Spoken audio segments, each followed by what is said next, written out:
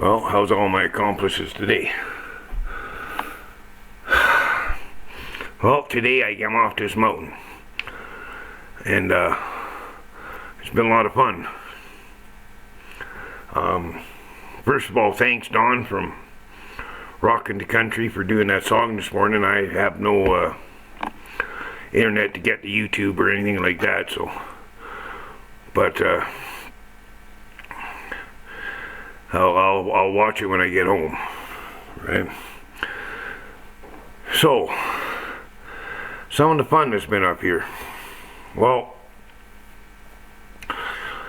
they have these things behind the skidoos are actually called rescue toboggans, okay?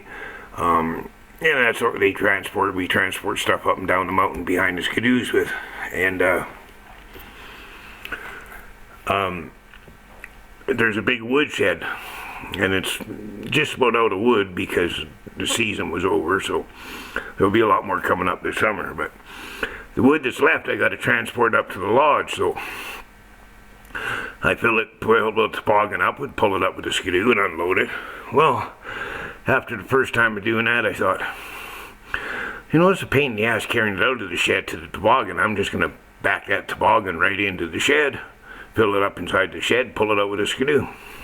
Sounds good. So I have it loaded up, and then the skidoo's on quite a snowbank there.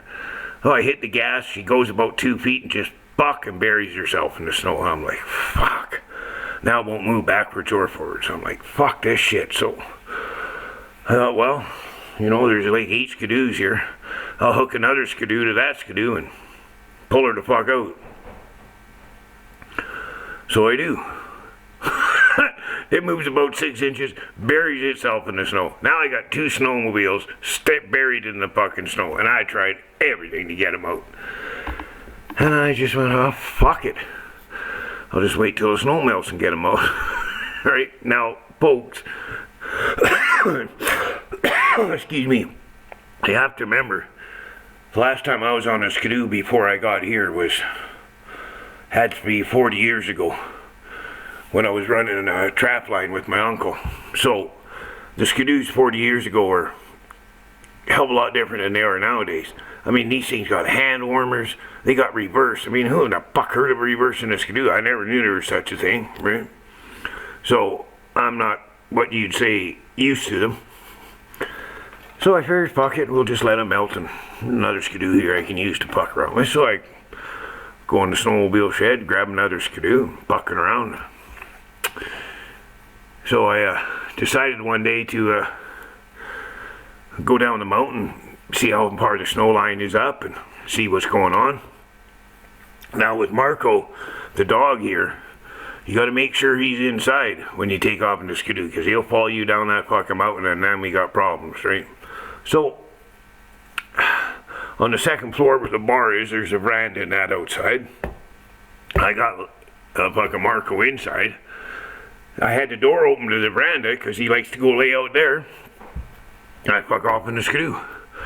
Now I'm quite a ways down the goddamn mountain, and I come across this outcropping of cool as hell stones, man. They're shiny, they just fucking sparkle in the sun.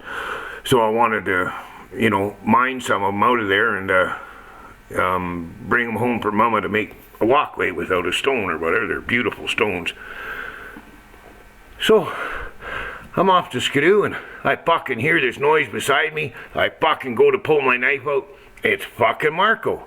I'm like, how the fuck did he get to me? Did he push one of the doors open to the lodge or something like that? I can't figure it out. Now I'm about 2 miles or more from the lodge down the mountain. Now with Marco, he ain't gonna run, so now I gotta run the skidoo up, part way, stop, wait for him. Now, this skidoo's got a Rotex motor or some goddamn thing. Well, I guess what was happening, if it gets too hot, it shuts off. You can't start it. So now I'm sitting there, I can't start the motherfucker. I don't know what the fuck, I don't know nothing about him, right? So I get it started. Okay, that's good. Go a little farther away, Mark, can't start it again. I'm fucking around, I can't start it. So I take it out of out of forward, and I put it in reverse, see if that goes. Fucking, get it started, hit the gas, the fucking thing back down the mountain. I'm standing on the side of it, laying in the snow. There goes the fucking Skidoo. I'm like, motherfucker. Anyways, I did get it. Well, the Skidoo didn't go far. I mean, 10, 20 feet or something fucking backwards. We got out of there, and took me a while to take Marco back home and get him back up here. But what the crazy son of a bitch and dog did, because I come back, I checked all the doors were fucking closed. How the fuck? He jumped off that veranda and chased me. Now, the top of the railing to the ground's got to be 20 feet, at least. And, well, you'll see pictures of Marco or whatever here when I start loaded up on my YouTube, but he's a big dog. And the reason I knew for sure he jumped, well, of course I could see the prints underneath in the snow, but there's Christmas lights all along the railing. Well, at the end where he jumped off, Christmas lights were broken. He busted them up, going over the railing and jumping over and following me. Crazy fucker, eh? But part of that's my own fault, because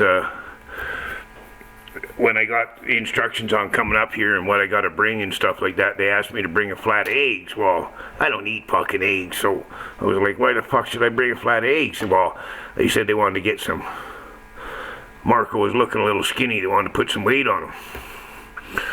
Fucking eggs. So I brought 30 pounds of raw beef that my fucking buddy Josh makes into dog food, and a fucking shitload of fucking beef bones.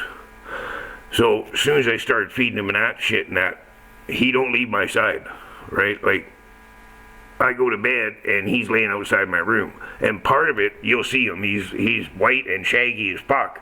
I think he's part Newfie dog, but because he wants to stay up here with me all the time, I gotta vacuum the whole main floor every fucking morning. There's fucking white hair everywhere. Right? And I've tried, like, closing the door that comes up to here, and all he does is sit and whine at the door and scratch at the door. So, I mean, that's just no good.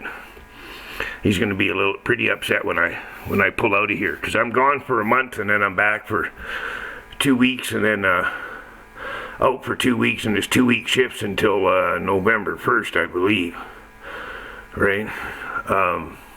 I haven't seen no fucking big animals up here, none at all. We got caribou up here apparently, and well, grizzly and wolves, that's just, black bears, that's just a given.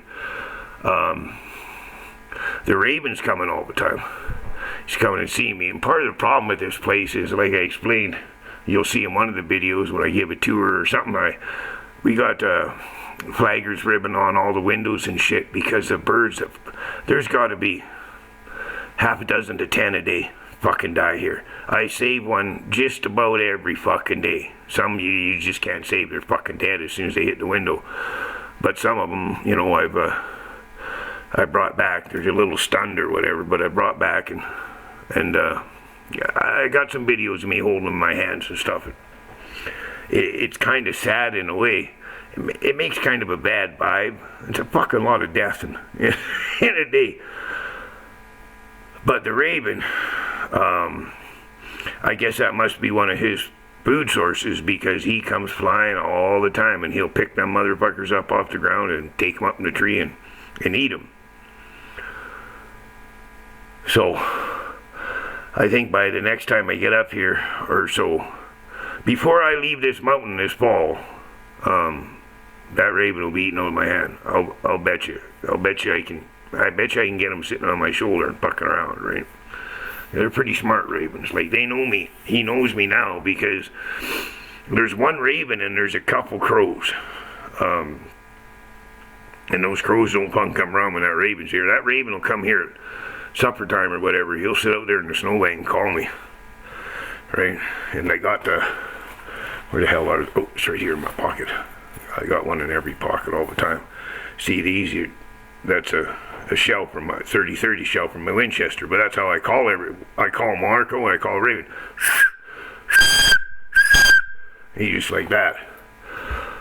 good thing to have in your pocket when you're in a bush for emergency is better than a whistle, right? Whistles, bah, this works fine. And yeah, I can't wait to get the fuck out of here today, guys. Yeah, and kind of pissed me off. Like I have no phone service up here or nothing, right? So I have radios. I have to actually take a radio home with me because one of the roads on the way up here is an active logging road, so you have to be radioing all the time coming down the mountain empty or whatever the case may be, right? So you don't get run over by a logging truck.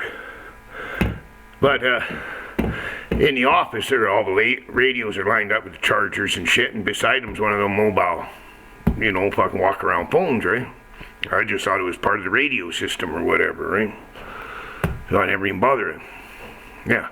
3 days ago I found out it's a phone I can phone out on. So,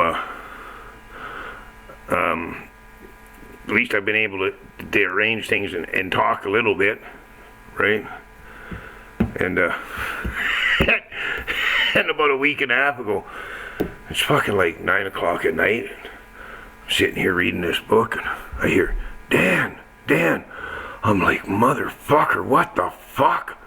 Right? I was ready to hit the ground on my knees and say, what, Lord, what? Yeah, it was the owner driving by on the highway, which the highway's got to be 20 miles, 25 miles from here. Well, he was calling me on the radio. There's a big radio in the office. That's what he was calling me on. But, I mean, just think about it. You've been here for 15 days or more, 20 days, not heard a fucking voice at all. And then all of a sudden you hear out of the blue, Dan. I was like, holy fuck, man. But it was just the radio, so it wasn't all that bad. But nobody told me there was a fucking phone. When the owner left and the other caretaker left, they knew my phone wouldn't work. It was supposed to work off Wi-Fi, but the piece of shit won't, so I'm going to buy a new phone anyways. But,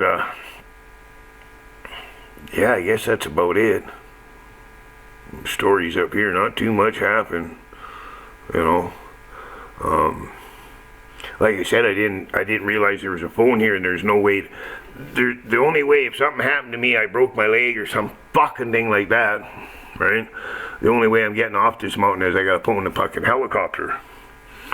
Well, I didn't have a phone, as far as I knew, so I wasn't doing a lot of things where I could get fucked up here, man. I wasn't using chainsaws. I wasn't climbing ladders. I wasn't doing nothing that was gonna had the chance to fuck me up. Oh, there goes the raven. He hasn't had breakfast yet, I guess. But there's been a few birds already hit the windows, and I don't know what they can do about these windows. I'm gonna talk to the owner and see. Because there's windows on both sides of the building, and that's what happens is the birds can see right through the windows to the other window, so they think they can go right through. So there's only like 1, 2, 3, 4. There's only half a dozen or more of windows on the one side of the building. I'm just wondering if we could maybe film them up or with some kind of fucking film or something so they can't see in. And that might help. It might help doing all the windows like that, because it still lets the sunlight in. It's just nobody can see in, right? That might make a big fucking difference. I'm gonna have to, because it's just,